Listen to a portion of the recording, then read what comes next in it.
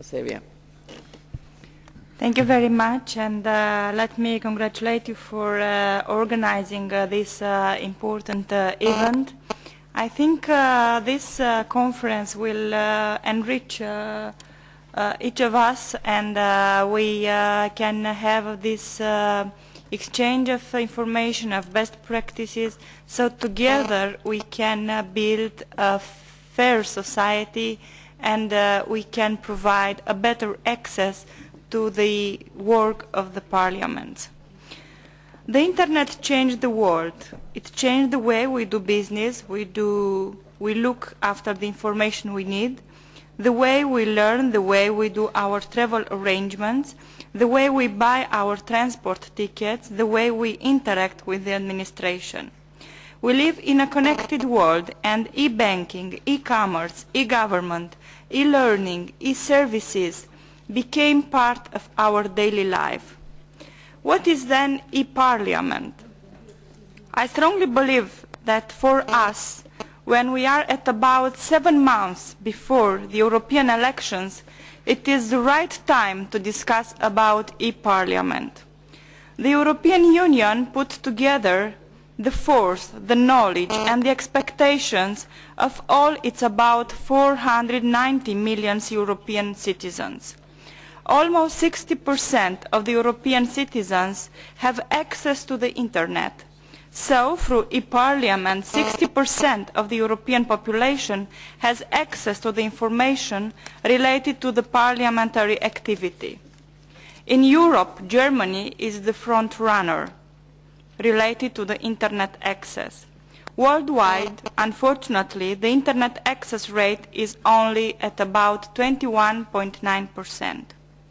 We need to help the entire world to be connected. The access to the information is a must.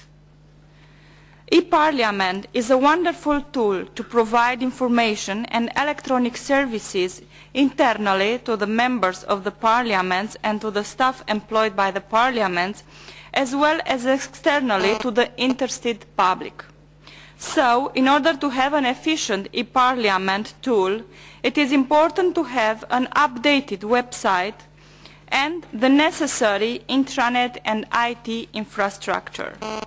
First, let me start saying that the necessary resources, the budgetary resources as well as human resources, should be granted.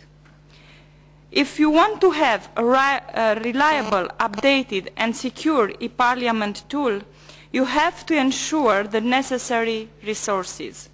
The information provided to the public should present the current work of the Parliament and should be accurate, reliable and updated. For this reason, the information and communication team is crucially important.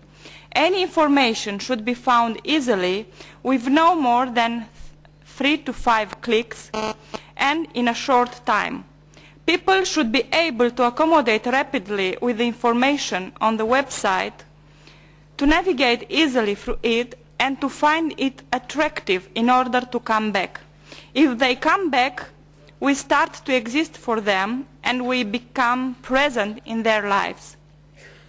On the website of any parliament, we have to be able to find information about the members, about the legislation discussed, about the legislative procedures, about any status of the bills discussed, and any other related information. E-Parliament should be available and accessible 24 hours per day, 7 days per week, 365 days per year. So the infrastructure needed, I mean the bandwidth, the backup systems, are mandatory. The e-Parliament system should be built having in mind the need to ensure the highest security possible for e-Parliament tool. For this reason, the IT team is crucially important. It has to be trained regularly, to be well paid, and to be up to date with the newest security technique and security threats bulletins. The security policy is a mandatory document to be known by the entire staff of any parliament. The IT staff is responsible for the security policy, for the computer security guide, for the code of conduct for internet access, for the rules of good practice on using emails, and for the management and the availability of the e-Parliament tools. I would like to congratulate the European Parliament IT staff for the EP website and the intranet we use. In order to build an e-Parliament tool, we need a vision. We have to be able to innovate.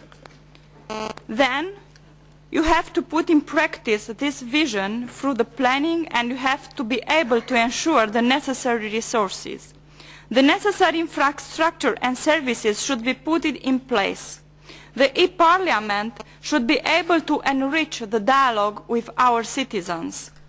I strongly believe that today, when we still have about 7 months in front of us until the European elections, it is the right time to discuss about e-Parliament.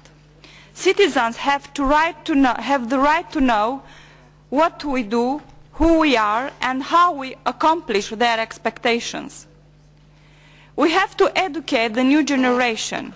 Do our children know what is the role of the Parliament, or if in their country it has 1 or 2 chambers, and which is the role of each of them?